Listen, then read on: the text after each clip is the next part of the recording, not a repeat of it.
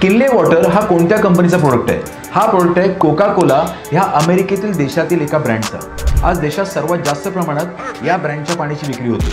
त्यांनी पाणी त्यांच्या देशातून आणलं का? नाही। बॉटल्स तिकडून बनवून आणल्या का? नाही।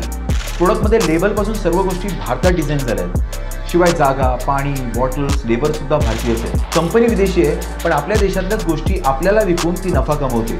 मी ब्रँडला दोष देत नाहीये, पण विदेशी लोक येऊन नफा कमवून आपल्या देशात घेऊन जात आहेत। तर आपल्या देशातील उद्योजकांना हे कधी कळणार की पैसा कसा कमावला जातो?